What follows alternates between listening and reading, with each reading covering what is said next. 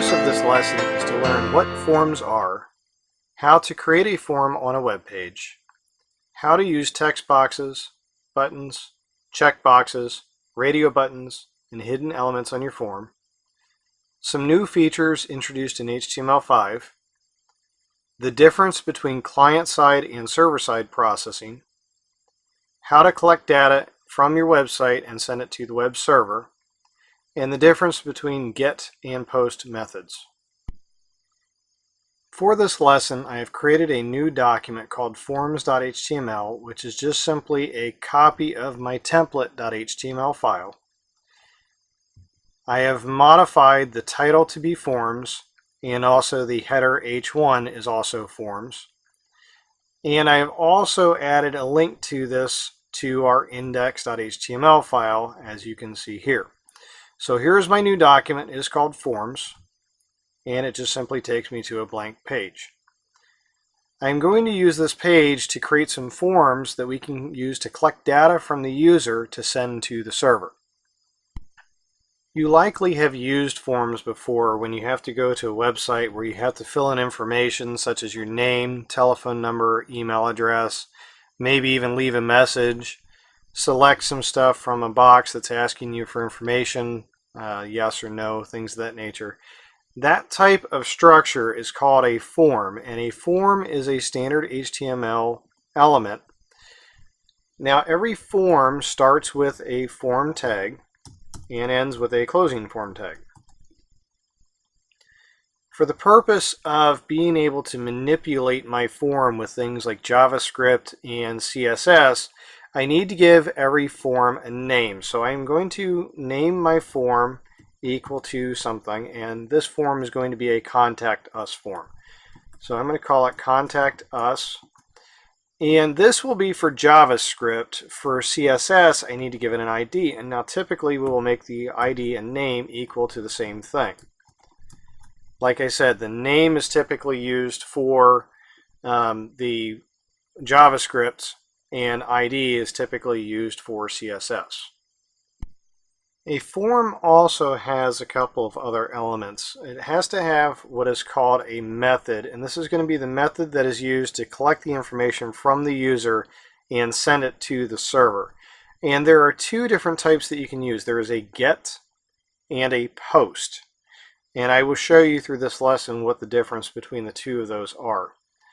There are some times when a GET will be preferable, and there are other times when a POST will be preferable, and we will talk about those as we go along.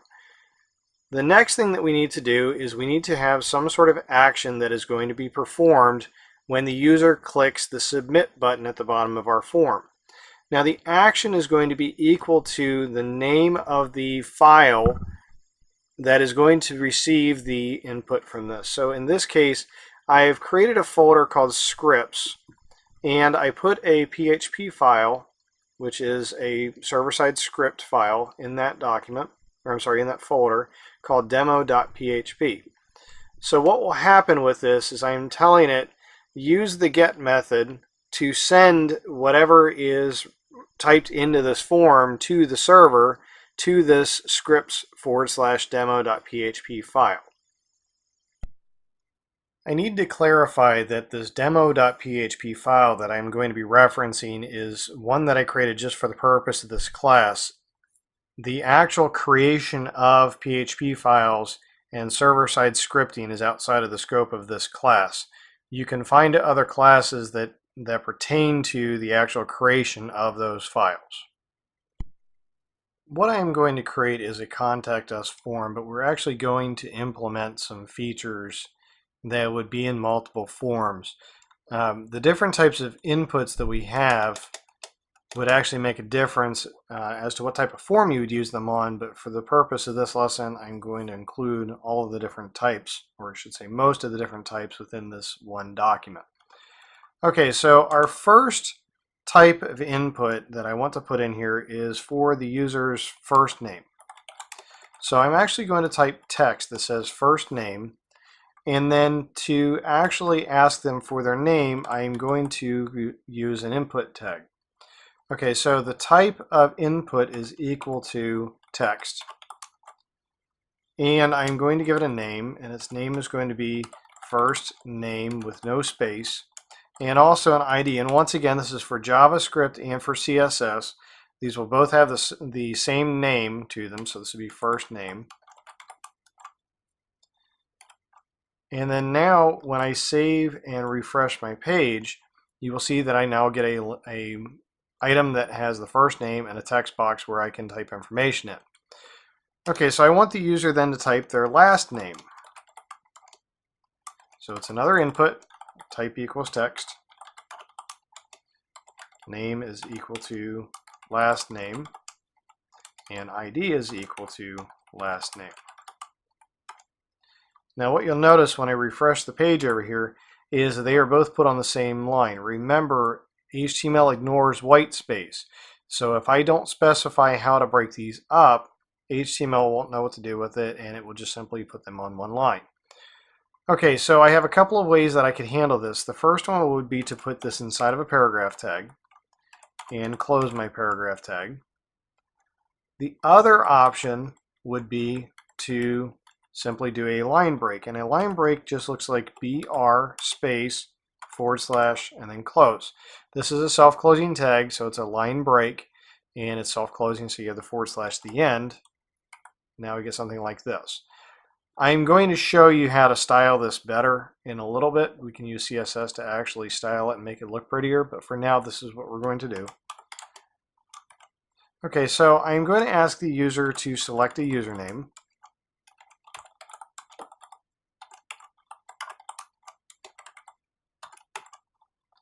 So the name here is going to be username, and the ID is username. And after they type in their username, the next thing that I want them to do is to select a password. Okay, so password. And remember, the item on the left here that I'm typing where it says password, that is just simply a prompt for the user to know what to type. Okay, now this one's going to be different. The input type is going to be password. And the name, I can call it password, but the problem is password is a reserved word. So instead of calling it password, I'm just simply going to call it PWD. And then its ID is also PWD. Okay, so I want to show you how these work. Refresh the page. I have first name is Tom. I have Jones. He wants to select the username of Tom Jones.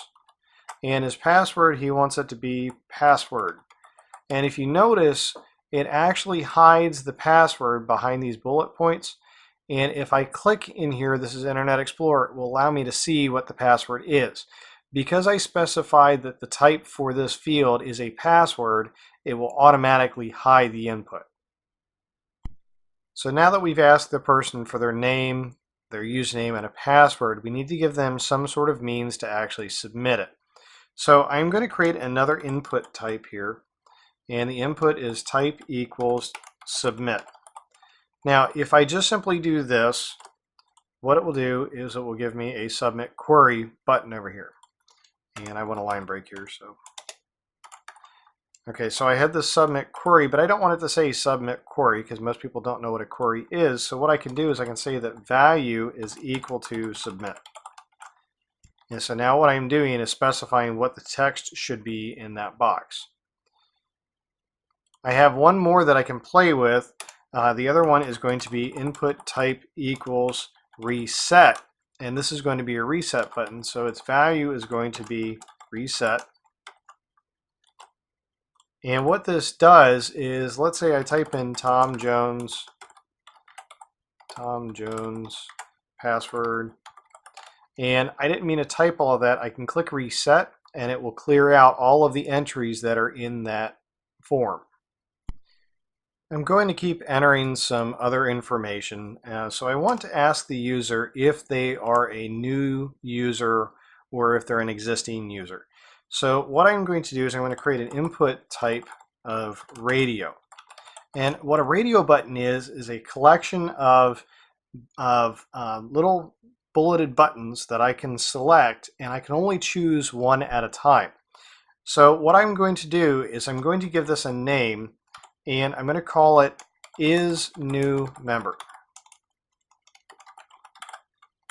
And so the question is, are they a new member?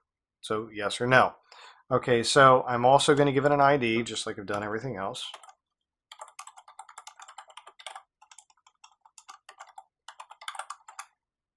Okay, and now what text do I want to go by this? So I'm going to say yes, and then a line break. And then I'm going to have another one, which is input type equals radio name equals, and now it's going to be the same thing as I had before, except I need to choose if it's yes or no. All right, so I'm going to say is new member again, and its ID is new member. And this one is going to be no.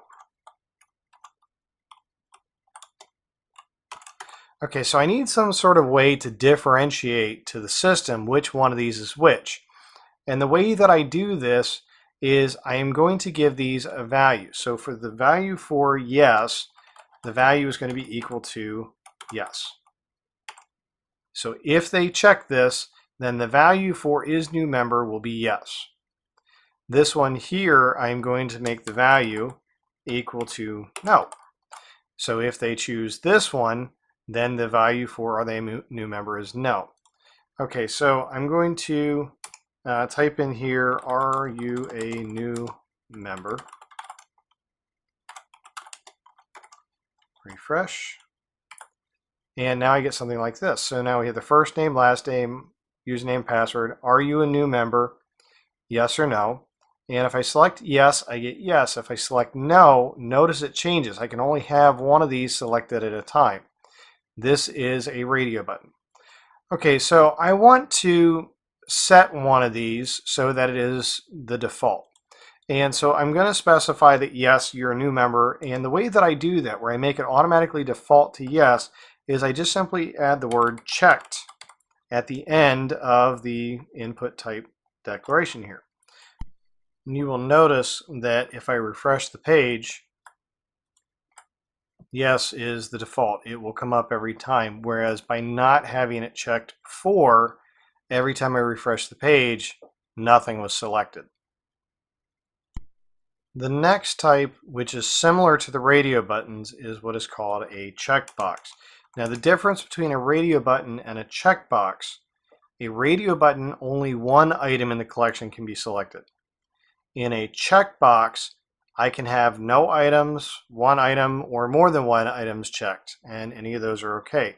So I'm going to ask, do you have any of these pets?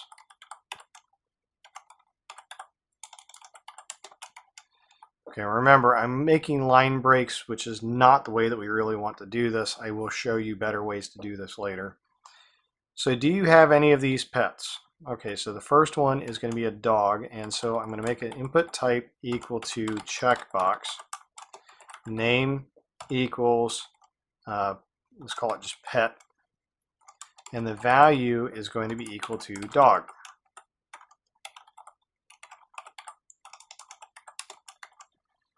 Okay, and then my next input type equals checkbox. The name is still equal to pet, and the value is equal to cat. Okay, now I just realized I forgot to put in my ID, so I'm also going to say ID equals pet and ID equals pet. Okay, so that way I can designate these as I go down through.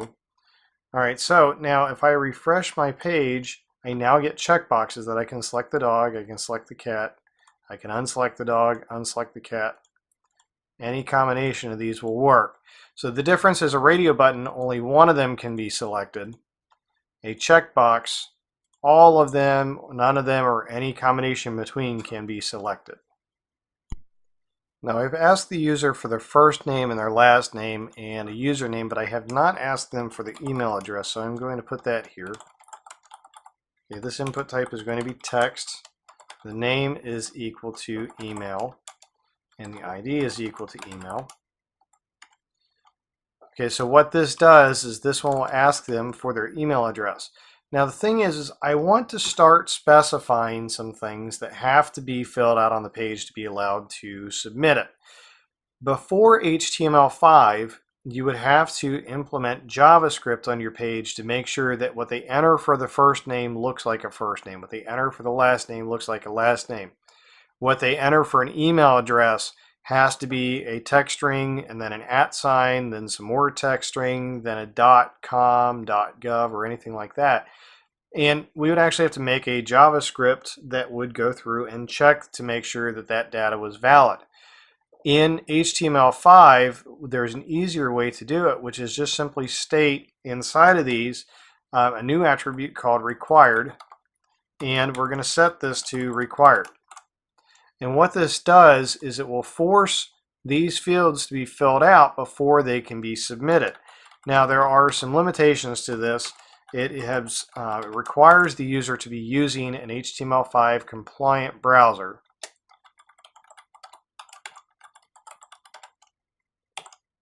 So they're going to be using a newer version of Internet Explorer. They're going to be using Firefox, Chrome, but something that is fully HTML and CSS compliant. All right, so when I save this and refresh, I won't see anything looking different here, but what will happen is when I hover over this, you'll see a little box that pops up that says this is a required field. Now, some browsers will actually go so far as to automatically validating the data to make sure that it really looks like email, and it would know that because I put the name as email. That is just strictly up to some browsers. They don't all support it, but the ones that do will make it easier for you to try to get your form validated to make sure the user is inputting valid data. Sometimes we want to force values to be in our fields for our form without actually asking the user for that data. We also have another input type called a hidden type. So I'm going to create another input and set its type equals to hidden. And let's say for the purpose of this form, we want to know what their language is. So I'm going to set the name of this to language, which is also going to be its ID is lang. And we will set a value, and the value for this one is going to be EN for English. Now the purpose of this is that it does not show up on the page. So if I refresh over here, I don't see that field. But what it does is it actually puts it in as one of the form elements, which means when I submit the form, this data will still get transmitted to the server. It is hidden from the user to see it, but there's nothing to prevent them from right-clicking, viewing the source, and finding this information. So make sure you don't use it for things like hidden passwords or anything like that, because the user still has access to it. Another common type of input that we will see on a form is what is called a text area. And a text area is a little bit different in that it actually has a beginning and an ending tag. Okay, so my text area is going to have a name, and in this case I want to make this a text box for the user to enter comments. So I'm going to call it comments, and its ID is also comments. And a text area has a specific width and a specific height, and its width is measured in columns, so meaning how many characters wide can it be, and then it's measured in height in terms of rows, so how many rows tall is it. So I'm going to state that the calls is equal to 40, and it's going to be 3 rows tall. So I'm going to say rows equals 3. Okay, then what I put is what do I want to have pre-populated. So I'm going to say enter comments here, and then I close this. Okay, so now what I will get when I refresh is a box that looks like this. Now notice I did not do a line break, so it shoved the submit and reset over there. So now we have this. Okay, so now the enter comments here is what gets pre-populated. And you notice when I click in here, that does not automatically go away. If I want it to automatically go away, I'm going to have to use JavaScript or some other method that when I click in here, that will go away. So if I don't want the user to have to remove this, then what I will do is leave this blank and put the text right above it. So I do have other means to put it where they know what they're supposed to put in the box, but not make it where they have to remove the data. The next one is called a select element. And so this one is also similar to text area in that we have a beginning and an ending. And so my select is going to be some amount of size. So meaning how many rows tall is it? So in this case, it's going to be 1 row tall. I am going to give it a name of sports. So what kind of sports do you like? Its ID is also going to be sports. And then it also has a close. Okay, so this works kind of like an unordered list. In an unordered list, we specified a UL, and the UL had a beginning and an end. And then inside of it, we specified our line items, our LIs. Well, in here, it's a select, and the select statement contains options. So our options are going to be something like football,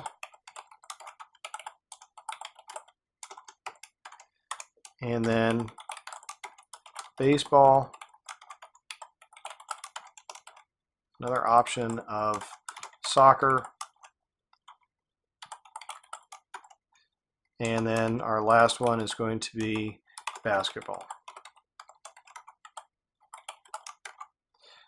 Okay, so when I refresh here, actually I'm going to put a line break so it looks nicer. Still not pretty, but nicer. I missed an apostrophe here, or sorry, set of quotation marks. So I need to add that, and then when I refresh over here, now I will have a drop-down list that has items in it. Now what we'll notice here is that it automatically defaults to football, and I don't necessarily want it to do that. So what I'm going to do for the first option is something like a non-breaking space.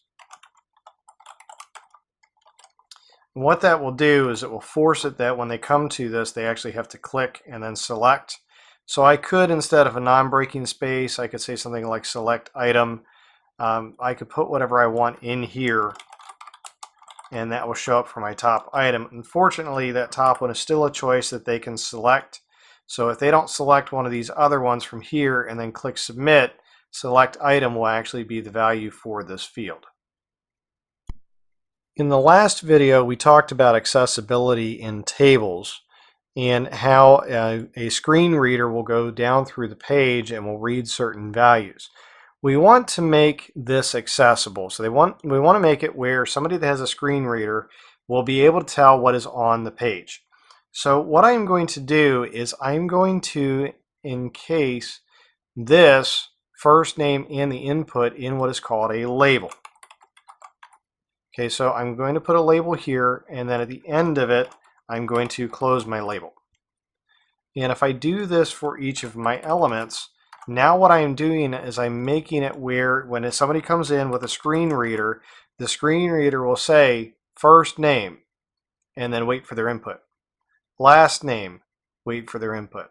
And if I do this for all of these fields, we are now making our web page more accessible.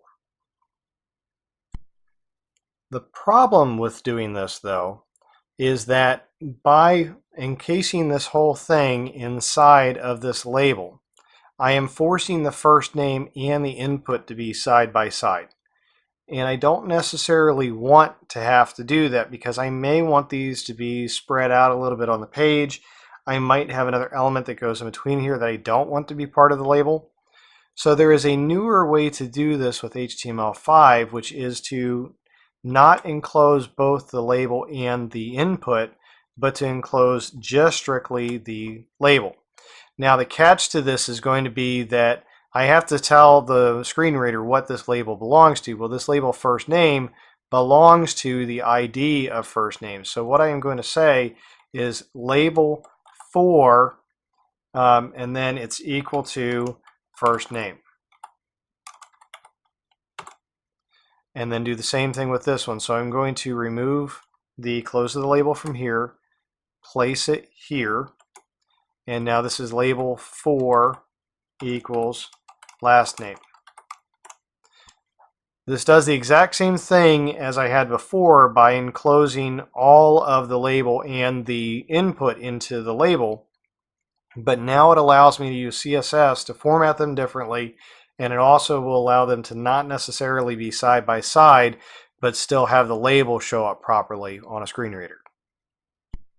I want to start making this look a little bit better, and if you notice, I have some logical groups over here. I have the first name, last name, and email address. Those are contact information for the person. Then we have username and password for the person, and then we have personal information here, and then we have comments down below. What I want to do is I want to break this up a little bit. So what I'm going to do is I'm going to take the section that includes from their first name all the way down through their email, and what I want to do with that is I want to put that inside of another label called a field set.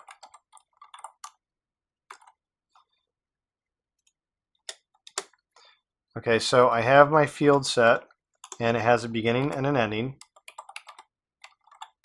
And what my field set will do is just simply draw a box around all of these to join them together. It's just a way of making them look nicer. Okay, so now what I need though is I need a legend to state what exactly it is within this section. So I'm going to call this contact information. And when I save and refresh, now I get a little box that's around it. You can see it, it's real light.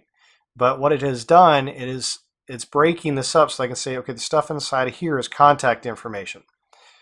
Okay, and then my next one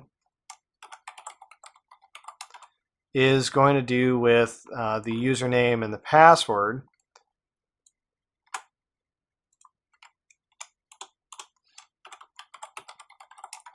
Okay, so I'm going to give this a name of, or legend of select a username and password. Okay, so now what they can do is they can look at this and say, okay, well, this is contact information, this is select a username and password, and it just simply logically organizes the things in my field. I'm sorry, in my form. Because this field set is its own tag and it is its own container element, I can style this thing with CSS. So I could actually state style equals, and then I can specify things like I want to set the width for this section to be 500 pixels. And I want to have a border that is 2 pixels solid red. Once again, don't use definite colors. You want to use hexadecimal colors, but for the purpose of this, I want to show it to you. So now when I refresh, you will see this section now has a red border around it, and it is only 500 pixels wide. It's just a way to make it look a little bit better. I can do some other things with it. I can set the font family to Arial, and if I don't have Arial installed, a sans serif font would work. And now all of the stuff that is inside of there is that specific font. So what I'm doing is I'm using a field set to break up my form a little bit to make it where I can figure out as a user, I need to do this section, then I need to do this section, but I can also change some styles with it because it is its own container object. I told you before that by putting these line breaks in here, I'm not necessarily formatting my page. I'm not making it look very nice. Things are kind of messy because they're not lining up quite right. So what I'm going to do is I want to introduce some style elements to my page.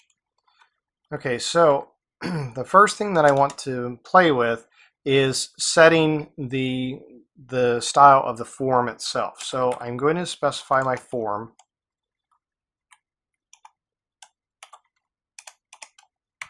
And my form is going to have a background color. And we'll just make it a kind of light color. I want all of the elements in my form to have the font family of Arial, and if that doesn't work, then sans serif would work. The entire form is going to have a width of 400 pixels. And I want to have some padding. So from the inside of my form to the beginning of where the elements are, I want to have a little bit of space from that outside area. Okay, so if I refresh my page, I will see that I now get this. Now what happened though is my field set, because I specified a width for it, my field set will actually go beyond the bounds of the form itself. So I want to fix that. So I'm going to come down here and remove my width from my field set. And now it actually remains inside of its container. Okay, so I want to do some other things. I want to make these labels appear on the left side, and I would like to get these boxes so that they're nice and lined up. Okay, so what I'm going to do is I'm going to format these labels. Now I know that these things are labels because I've put them inside of a label field. Okay, so I'm going to start adding labels for my other elements now. So label 4 equals, and this one is email.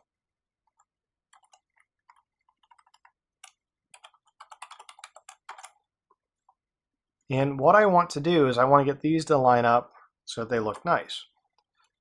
All right, so I'm going to come up here to my CSS where I can add some CSS elements to format it the way that I want it.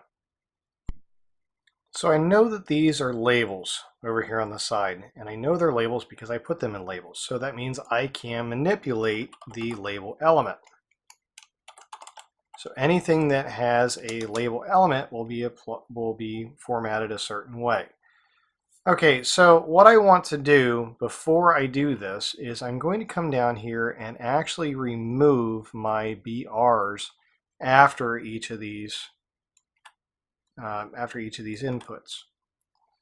Okay, so now if I refresh the page over here, I just get a little jumbled mess of these. Remember, it puts them all on one line and ignores white space. So what I want to do is I want to start doing some stuff that will force my labels to show up on the left side of the inputs, and I want them to all appear on their own line. So I'm going to show this to you one line at a time.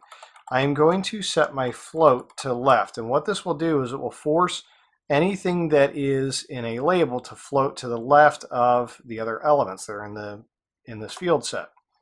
Okay, so if I refresh the page, now I get all of my labels appear on the left, but they're not necessarily with the fields that they belong with. Okay, so the next one that I'm going to do is I want to force, after each label, I want it to force it to do a line break. So I'm going to clear the left side. And when I refresh, now I get something like this. It looks back like it did when I had my line breaks. Okay, so I want to be able to manipulate the width of my labels. And right now, the labels are just simply text, which means I can't really specify a width for them. But I want to trick it into thinking that my labels are a block level element where I can actually specify the width. So I'm going to use the display and set this to block. Now, if I do this, no difference. But what it actually just did is allows me now to set the width of where these labels are. And when I refresh, now I get this, and you will see that these lines all line up nicely. Okay, so I'm going to play with a couple of other things. I want to take the text and I want to move it over to the right a little bit. I want them to be aligned close to the boxes. So I'm going to text align right. And when I do that, it puts the text over here to the right side of its container element. So remember, by making these a display block, it's treating this as a rectangle. That is where I can actually put my text and I can manipulate it in there. Okay, but they're tight against the inputs. I want to move them over a little bit so I can play with padding. And so we'll set that to 10 pixels, and that will move them to the left 10 pixels. Okay, so then The next thing that I want to play with is I don't like how close all of my labels are together. So I'm going to increase the margin on the top of each of these to 10 pixels. Okay, so now what I've done is I've caused each of these to be spaced out a little bit, but you will notice that my inputs are not. I want to cause my inputs, all of my different types of inputs, and my text area to have the same margin at the top as I just gave to my labels. Okay, so what I can do is I can apply this to the inputs and also to the text areas. So anything that is an input or a text area will get these styles. And remember from the last one we did this with the TDs and the THs where I wanted to apply the same formatting to those at the same time. I just simply specify all the different types of elements that should get this format.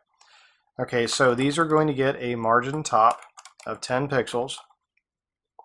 The problem is the same thing as my text. These are actually inline elements, and I don't want them to be inline elements. I want them to be block level elements, so I'm going to display them as a block element. Now when I refresh, now they all get spaced out. And so what you will notice is I now have first name and then a little space, my input, and so forth.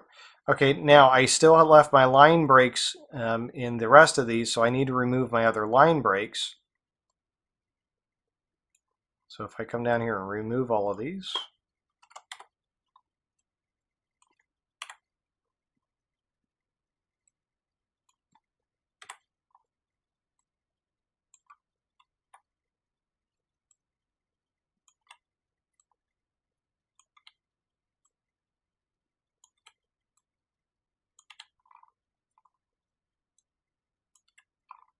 just a few of them. Okay, so now if I come back over and refresh, I guess something looks a little bit nicer. So now I have my yes and no, my dog and cat. And so what I need to do is I need to apply labels. So I need to specify that this is a label. And then what I can do with that is once these are labels, they will inherit the same characteristics as the ones up here. Same thing with this username. I need to specify that as a label. When I do, it'll push it to the side. So my form will now take input, and I can put in my first name, last name, email, username, and all that information. And when I'm done, I click submit. Now on my action, I specified my action as being scripts/demo.php. Now on my local computer, if I click on submit, actually it's telling me these are required fields, so I have to have a name here. Let me type in a name for you.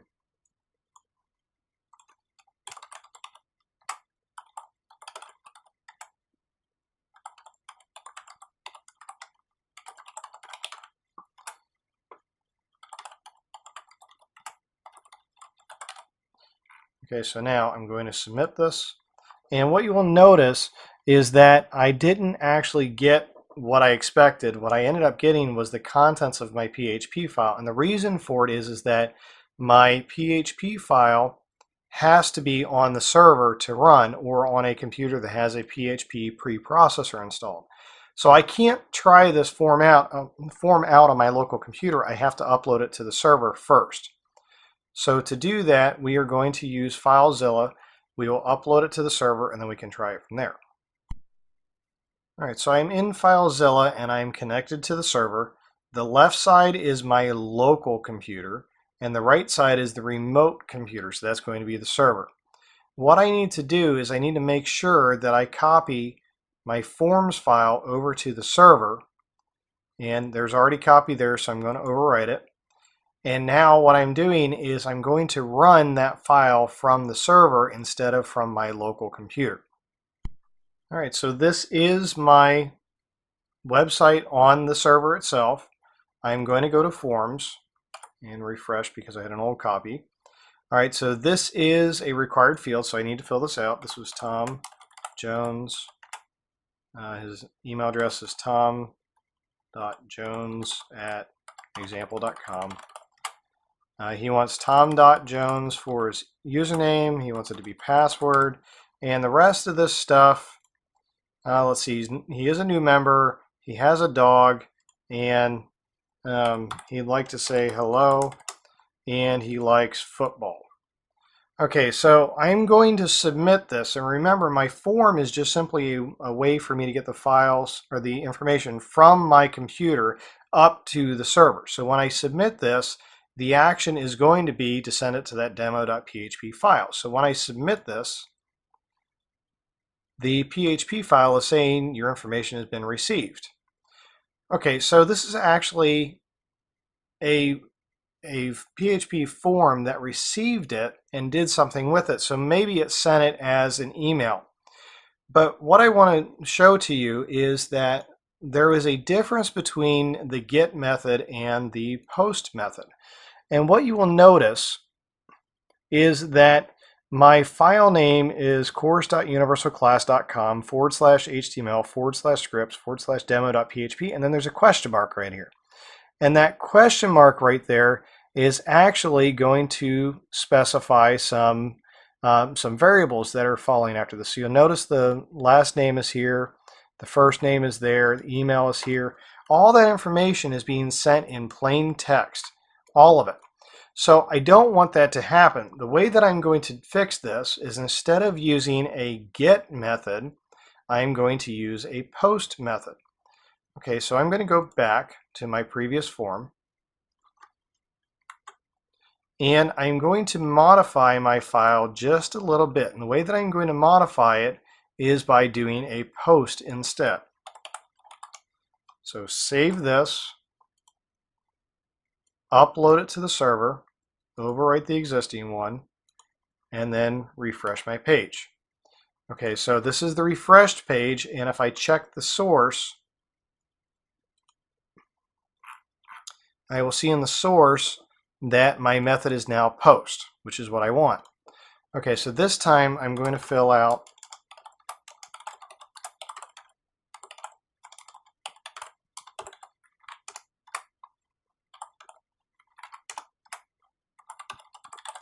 this information. He does have a dog, he has a cat, he'd still like to say hello, and he enjoys football. So when I submit this, it will still call the same PHP file, but the difference is going to be this time that now the URL at the top does not list the question mark, and none of the variables are sent in the URL.